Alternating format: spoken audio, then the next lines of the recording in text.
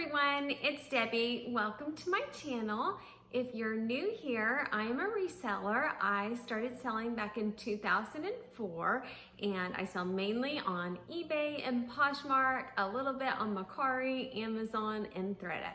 Today I have a question and answer, which I am just blown away by such great questions that you guys asked. I have so much to talk about and I appreciate knowing what you guys would like answered. And a lot of these questions, I also have plans in the works for creating smaller videos on these certain topics. And so I will probably go into more depth on a lot of them. I just don't quite have enough hours in the day to get everything out.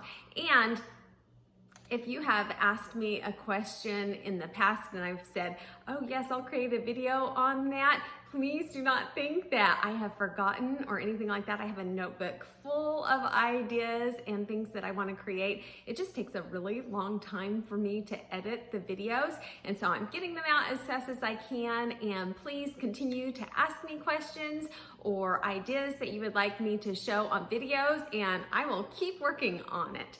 So today what I'm going to do is I'm going to announce the 5 winners that won the inventory giveaway. I said I would do a random drawing and they will win $100 credits towards either my eBay store or Poshmark, either of my Poshmark closet. So you can see there's a link down below for all of those. So you can pick $100, not counting shipping. I'll ship them for free. And if you win, just email me at love2shop242@gmail.com. Tell me what you'd like and I'll send it out to you. Or you can also send me messages on the platforms, and so that you can show me exactly what it is that you want. That will work also. One other thing that I wanted to mention is a lot of times I don't want to be too nosy or invasive and ask, what's your Poshmark closet name or anything like that, in case you don't want to share that. But one viewer, Bree York, you'll have to check out her closet. I'm sure she'll put it below. And she shared her closet with me and I looked at it and she did an amazing job, like everything that you should do. She first researched really well on every aspect and her closet was amazing and she has had success right off the bat. So I thought maybe if you guys want to share your closets down below, and then we can support each other and learn from each other. And I know some of you have purchased ThreadUp rescue boxes and said how they're doing, and so it would just be neat to look at each other's and see and support each other. So if you want to share what your Poshmark closet is or your eBay store down below for everybody, including me, I'd love to see some of them, and then put it in the comments below, and I think that would be really neat. We will start, I said, at 9 a.m. I would do a random comment picker, and anybody who asked a question, I would answer their question on video and they would win. However, there are so many good questions that I'm going to answer all of them, and this will probably end up being broken into 2 or 3 videos because I have a feeling it will be long. So this is part 1. I will have part 2 and maybe part 3. And if I do end up having a part 2 and part 3, I will go ahead and pick an additional winner for each of those videos. So if you haven't entered yet, go ahead and put a question in because I will do more drawings if I have more videos to come, unless I can just get this all in like 30 minutes. So the first one, I will insert a clip.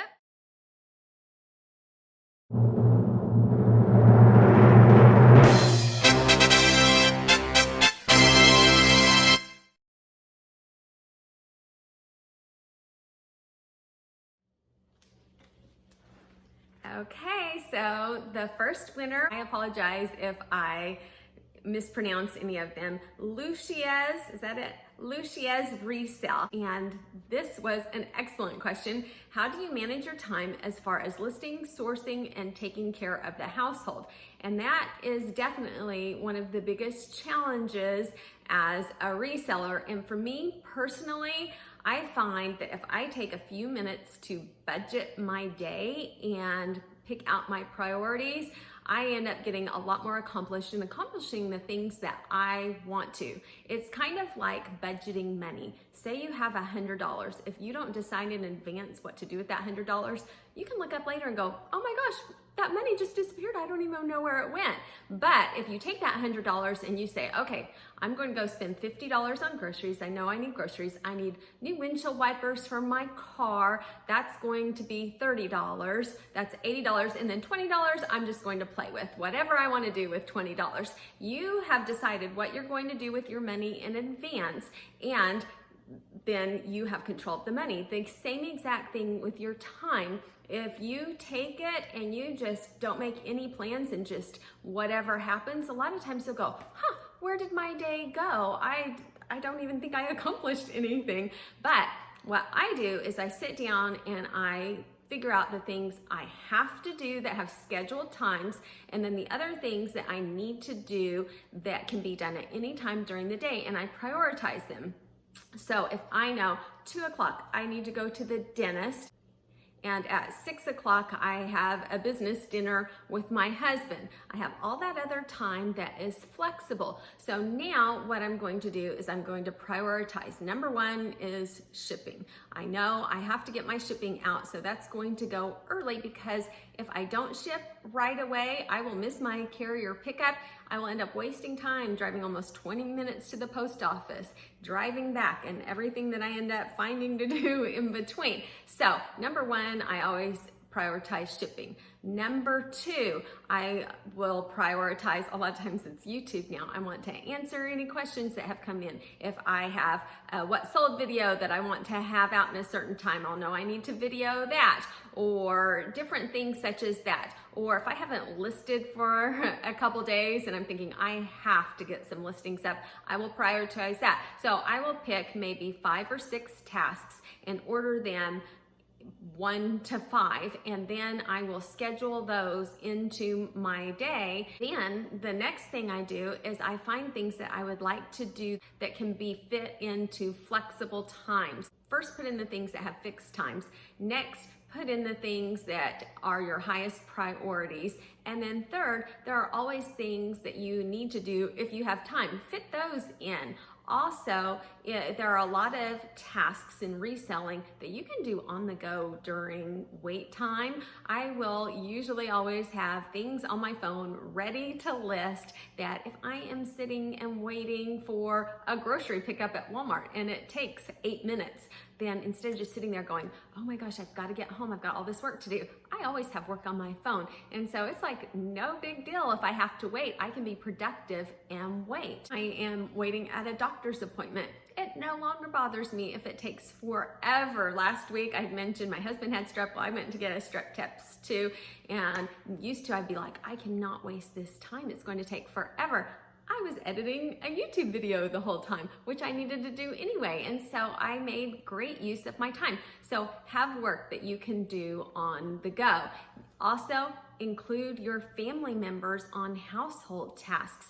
I always thought it was so much better, even when my kids were teeny tiny, rather than pushing them off to the side and saying, I have to work, you go watch television, or you go do this. Instead, I brought them in and had them work with me. I remember when we would have these huge purchases of inventory, I would have Sydney and Morgan take them out and they would sort them by patterns and sizes. A lot of times I'd have duplicate quantities, and so they would just unload them out of the bags and sort them. And one of them would take them and calculate the sizes, and so of the same item they'd have a little piece of paper and they would mark down how many smalls, how many mediums, how many larges, how many extra larges.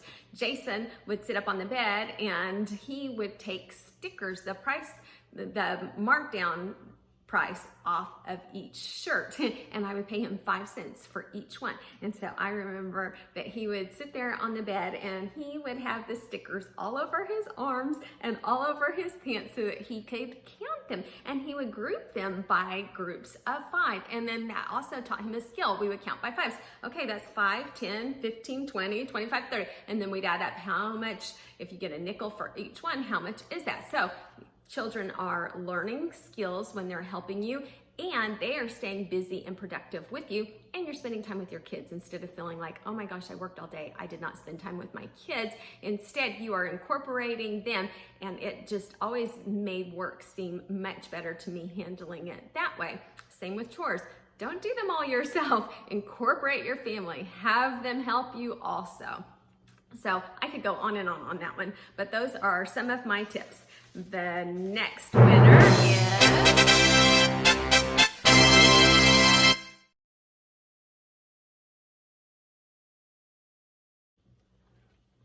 Jeanette Roberts. And Jeanette said, first of all, she said she studied reselling by way of YouTube 1.5 years before she jumped in. So smart. That puts you in a position for success if you study and research how to do it. So I thought that was great. And her question was, have you considered starting your own website for reselling? I think several resellers have gone that direction because of platform fees, but I don't think I could ever go that direction because I don't have a platform to promote a website. But since you have YouTube, is that something you have considered? And I did consider it actually long ago before I even had YouTube. And I have, my sister's a programmer. She could have programmed and created a website for me, but I thought I will never get the same kind of traffic as eBay or Poshmark would. And so I thought it is worth it to pay those fees for what they bring to the table, all of the buyers. There's a lot of customer support, and just I think the fees are worth it. If I had a brick and mortar store, I would pay a lot to have that store. So I have no problem with the fees. I think it's well worth it. And I think I'm too little of a YouTuber that it wouldn't be beneficial. Now, maybe if I was huge and some of the resellers that have thousands and thousands and thousands of subscribers, I'm sure they can sell things that way, but I don't think that I have enough people that would buy from me, and I'm not really marketing my channel as showing things to sell as much. I'm using mine more as an educational channel for helping people that want to learn to resell. And some people have amazing hauls, and they show the different things and people want to buy them, and I haven't really marketed mine that way. But who knows what will happen in the future, but for right now, I am happy with paying the fees for what each platform provides. Okay, the next one.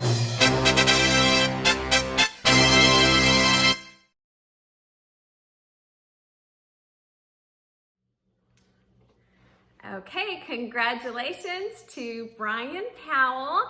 And the question was, I like this one, what is the #1 item you occasionally find that you get excited about to list? And wow, that really got me thinking, because there are so many things that I get so excited about.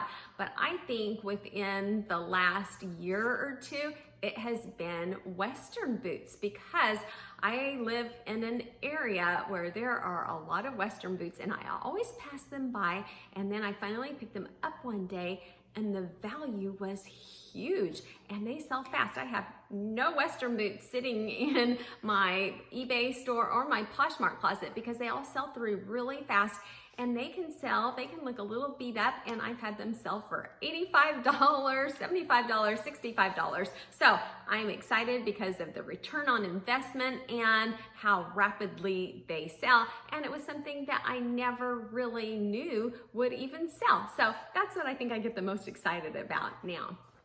Okay, the next one.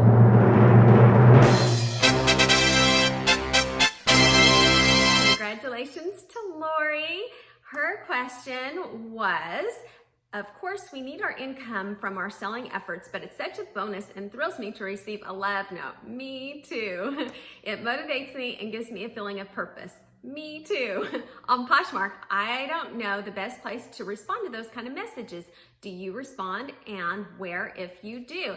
And I know, when I first started selling on Poshmark and I'd get a love note and I looked for somewhere to respond, I was like, oh, they said such nice things. I want to be able to respond, but there isn't that ability. But every once in a while, not every time, but sometimes what I will do is I will create a bundle, and then I will send them a message in their bundle just to tell them, thank you so much. That was so sweet, and on and on. But I definitely don't do it every time, because I have to pick and choose because I will run out of time during the day. But every once in a while, I do create a bundle and send a message. Okay, the next one.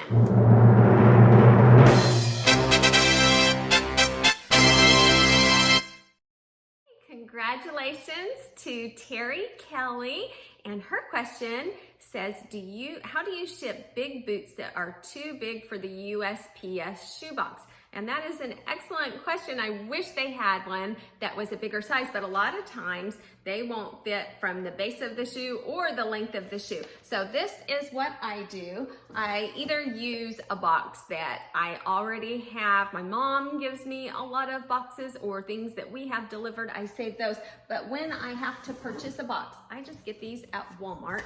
And I think they're 84 cents.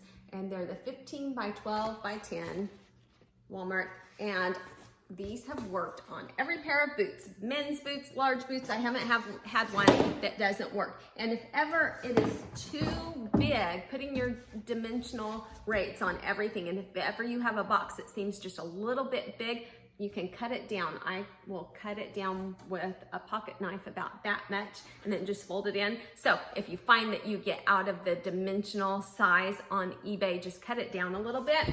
And so this size, if you can't see, I have this pair of Free People boots, and it would not fit in it won't even fit in the large priority box. So I use this box and it easily fits in there.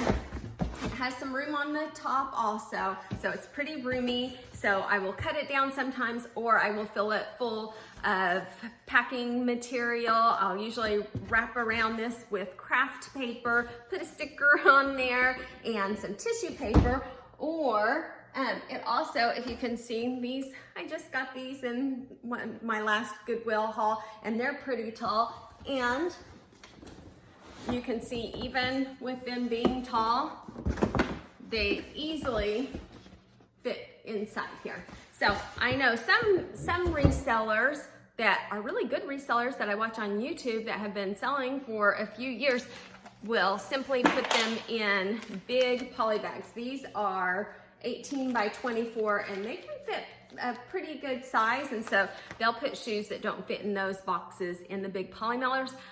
I don't do that. Even wrapping them with bubble wrap, I'm just afraid that they're not protected enough. But there are plenty of people that do that have had success with no complaints. So that's another option, is get a really big poly mailer and just wrap it with bubble wrap. Okay, so those were the 5 winners. I'm going to go on and answer some more questions. I will cut this off so the video is not too long, at maybe half an hour or so, and then continue with part 2, where I will pick one more winner. So if you have not asked a question, you can still enter to win, and I'll have one more. And if it ends up being 3 parts, I'll have another winner at the beginning of that video. So even if I answer your question, you're still eligible to win it. Okay, so the next question is from Wendy, and she asks, what is the #1 thing on your bucket list that you would really love to find? Well, actually, there is this Burberry purse that I saw someone have at the airport, and I thought it was the prettiest purse. I loved it. I would not spend the money. I can sometimes be a little bit cheap, and I wouldn't go out and spend the money myself, but I was like, I am in love with that purse. I want that purse. So if I found that, I would be so happy, and I would actually keep that myself. But one thing that I have learned about reselling is that I might not find some of the brands ever that I really want to find. And I will watch YouTube videos and see people that find all of these great brands, and I might not ever find them because my area might not provide those type of things. My area provides lots of great things. I can find lots of great vintage. I can find lots of Western wear, the cowboy boots and things like that, where someone might not be able to find that in another area. So what you want to do is work with what you have in your area. I watch one of my favorite YouTubers is Real Girl Thrift, Angie, and I watch her hauls and I'm like, oh my gosh, I would think I had died and gone to heaven. she finds constantly Lululemon and Athleta, and I remember like Frame and Spanx and things like that. I never find that. I found 2 Lululemon, I think, in my entire reselling, and I was thrilled because I love Lululemon, but it is just not something that I find on a regular basis. One day I went to the thrift store and I was like, I want to find Mother jeans. I'm going to be thinking about it. I looked at lots of pictures of them and I was like, maybe if I just really have that focus and I'm thinking about it, I will find Mother jeans. And so I was going to go through every pair of jeans. I get in there and I'm looking through and I see an M on the pocket and I'm like, it worked, I found it. And then I look at some Maurice's. And so I was like, okay, you know what? Maybe in my area, I will just never find Mother jeans. But there are so many other great things that I can find. I also, Chelsea Sunshine is another YouTuber that I love to watch. And she has said that exact thing. And so sometimes she'll say, I wanted to go out and find modern things, but that is just not what was there. But I found lots of vintage things. And so she works with what she has in her area and she finds amazing things. So, although there are things that I really want to find, I try to be really open and be grateful for what I do find because there are lots of great things that I can sell. Okay, the next one is Daisy. She said, how do you balance your life? And I kind of talked about that in the first question, making my priorities on what I want to do. And what I have always done though is if my kids have anything, that comes first. I do have my responsibilities, like I need to ship, I need to list, I need to have those things. But when family has something, I try to make sure that I put that first and fit in the work around that. I can get it all done. I just have to prioritize. And number 2, how often do you go sourcing? And I would love to go every week, but I would say I probably go every other week, and then sometimes it can be boom, boom, boom, a couple times in a row. But what I do is when I start noticing that I have too much inventory and it's piling up and I feel like it's getting a little chaotic for me, then I sit back and I say, okay, I'm going to get all of this listed before I source anymore. So the last time I sourced was the Goodwill haul. It's probably been, oh gosh, maybe a week or 2, and I have a pile of stuff. So I'm making myself get that finished before I source more. So it just really depends on how efficient I am on listing the items. Also, what is the best time to list an item? And I think years past that was so important. Like I made sure when it was auctions on eBay that I listed in the evening, so the auctions were ending in the evening when people were home and on the weekend. So I really prioritized it. Now, I don't think it's that important what time you put those listings out. I think it is more important that you are consistent and trying to get something out every day or every other day, or at least show some consistency, because there is definitely a pickup when you are listing new items, not just with your new items, but I find that my other items start to sell more. I don't know if on eBay there's an algorithm that says if you're active, push those other items higher or what it is, but just from experience, I feel the more consistent I list, the more overall things sell. Then the next one is, oh, I like this one. I like all of them, but I really like this one. It is from Ash, and she asked, what do you do to motivate and organize your time? Okay, I've talked a little bit about the organization of time, but motivation, I think this is key. You have to be very motivated as a reseller, or else you can just really let your time slip away. And what I did was I set up listing time as a reward for myself. So rather than it being a task that I didn't want to do, I would, in the early days, I loved watching Survivor and American Idol and different shows like that. So I would only let myself watch them while I was listing or packaging or doing something like that.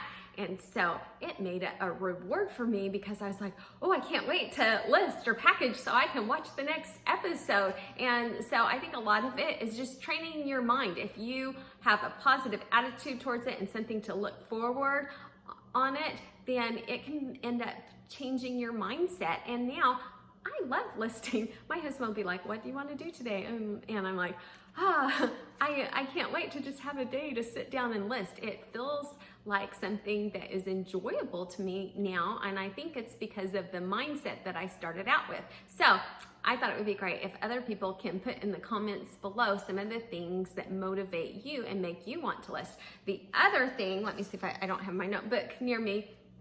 The other thing is just writing it down. I've shown on a couple different videos how I write down each day what I list, and then I'll put how much I'm going to get back and how much I'm going to profit. And then I'll just tally each one. And then I can see, oh wow, I'm gonna make $40 now. I list something else.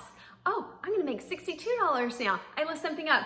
I'm up to $100 for the day, and I've only been working for just a little bit. And so that is so rewarding to me to see on paper how much I'm actually going to make. So that's another huge motivating factor for me. So if you have something that motivates you, I think it would be wonderful if you put it in the comments below and let everybody else read it, and we can all learn from each other. Then the next one is from Bree York, and she is the one that I was talking about earlier, that her closet is a new closet and it's amazing. So you should definitely check and see if she leaves her closet name in the comments. And she asked, what is the most odd, weird, strange item that you have sold or found thrifting? And the thing that immediately came to my mind was bladder control diapers. And I would have never thought of these, but I was watching at the very beginning of when I started watching YouTube, Matt, Part-Time Picker. I learned a lot of things from him and picked up things that I would have not otherwise. And he talked about how he did really well on those. So I was at my Goodwill looking through the hard goods area, and they had all these bladder control diapers. And so I just filled up my cart with them, and I got some strange looks, but I didn't care. I was like, these are going to make money. Went and checked out, and you know, and that was great. And so that would probably be the oddest thing that I have picked up. Then the next one is from Nicole, and she said, do any of your kids want to be resellers also? Sydney resells right now. My second Poshmark closet, which is Love to Shop 2422, is mainly for Sydney. I'll list some things on there, but she lists also start to finish, shipping, everything all by herself. And so yes, she does do that for extra money. They have through the years worked for me and done a lot of different things. I mean, I think by age 12, they could completely do the entire process. They didn't ship back then, but they could do everything else. I opened up a second eBay store for Morgan when, gosh, she wasn't old enough to work yet. So maybe she was 14 or so. It's called Morgan Loves to Shop. And she did everything on that start to finish. And so it made a great income for a 14-year-old. And then when they'll just list part of them just for me, I will say, okay, you can have the income from it, or if you want the money up front now, I'll pay you $3 per listing. So Jason hasn't been as interested in taking part of the listing process. He does have a YouTube channel and he works very hard, very smart. Just reselling hasn't been really what he loves to do, but he has helped me with tasks in the past. So yes, absolutely. And I love being able to provide an extra way for them to make money and just learn those skills on their own. Then also, I have to say about that, Sydney took a job in retail, and she gets there and she's folding clothes. She does it perfectly, and they're like, wow, you're really good. Did your mom have you fold lots of laundry or something like that? And she's like, oh yeah, I folded a lot. And why she said that was because for years, I didn't do any packaging. My kids did all the packaging, and I would pay them $1/4 each. And what we would do is we would use a school yearbook, and that worked perfectly. They'd lay the shirt flat, put the yearbook down, one side, the other side up, put it in the plastic, and then put it in the container. So my kids have packaged a ton, and they loved it. They could make great money, and I paid them based on their effort. So if they worked slower, they made less. If they worked faster, they worked more. So they've had a lot of experiences in the reselling business. Then the next one, Kelly said, are there any free cross-listing apps? And if you sell something on another platform, do you delete the eBay listings, or is there a way that you mark it unavailable like the Poshmark app? I have not come across any free cross-listing apps. I have used trials, like when I've used List Perfectly, I have tried a free trial for the first like 7 days, and then I ended up using it, but I don't use the cross-listing platform all the time. If I am really focusing on listing and I think it is worth the money to, then I will. But since I started YouTube and I'm not listing as much, in summertime I'm gone a lot, it's not really worth it to me to put that money into it. A couple months ago, I decided I am going to really list like crazy. I'm going to cross-list and add Mercari. So I have had List Perfectly for the last couple months, and it just renewed, and I was like, I probably shouldn't have done that because I don't know that I'm listing enough right now to justify it. And when I'm only listing like maybe 4 or 5 things a day, it's really easy just to copy the information on my own and just put it on the other platform manually. But if I'm listing 20 things in a day, I would say probably 10 or more in a day. I think it is worth it to have that. And I really liked List Perfectly, and I don't have a link for it or sponsored or anything, just from personal use, but I have not tried any of the other cross-listing platforms. I've heard a lot of resellers that really like Vendoo also, but it is an app that you pay for. Then I would just say, if you are making enough money that that's a small percentage of what you are making and it really helps you in productivity, it's worth it. But I wouldn't invest in something like that until it is a small percentage of what you make.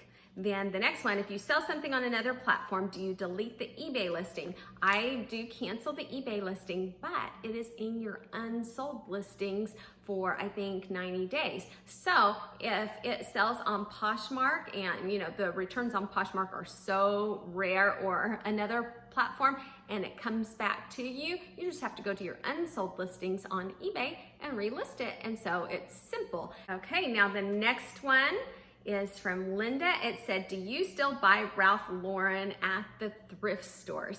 And it just depends on the item. I skip on it all the time, but there are certain Ralph Lauren items that do extremely well. One of my favorite resellers, another favorite reseller, I have a lot of favorites, Cayley Elaine. She knows her stuff. I watch her and I'm constantly going, yes, I agree, I agree, I agree. She has a video that is so good about what pieces in Ralph Lauren to pick up, and I will link it in my description below. I had thought of making a video on that, and I was like, nope, sure I did it. Hers is excellent. And so some of the more unique pieces, older pieces, do really well. So I would suggest watching her video because it's a perfect explanation. Then the next one is from Julie, and she said, I know nothing about clothes, brand names, etc. I'm an old hippie, love old hippies.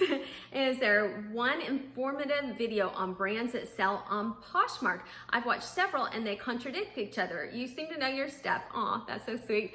I think it changes constantly, and so the most important thing to do is not get stuck into one brand or one item. Always run your sold comps. Look and see what is currently selling. I don't know a lot of brands. I try to really familiarize myself and watch YouTube videos on what's sold to see what's selling right now, because then I kind of have it in my brain a little bit of what is selling. That way I can narrow things down. But things can change often, and so I would say always just look for things that seem nice, look at fabrics, does anything stand out, and then look up and see, are those things, how many are listed and how many have sold? And if you have close to as many solds as are currently listed, that's good. If you have more solds than are listed, that is excellent, and that's going to sell. So you don't necessarily have to know brands or styles, but knowing how to research is what is really key.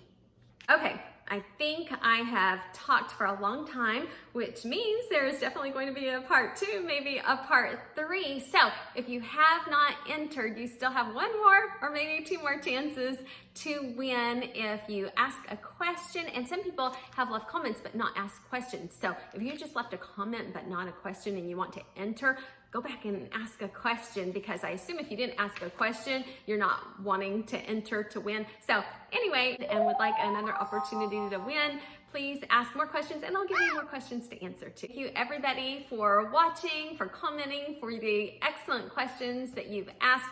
And thank you so much for just all of the nice things that everybody says. I think YouTube has definitely gone up on my priority list, and how I was talking about how it has actually gained priority over eBay because of you guys. You are so kind and such good questions, and I see how people are working hard and wanting to learn, and I'm wanting to put the information out there as much as I can to help you guys because you are so wonderful. So thank you very much for all of your support, all of the questions. I hope everybody has a great weekend. Bye.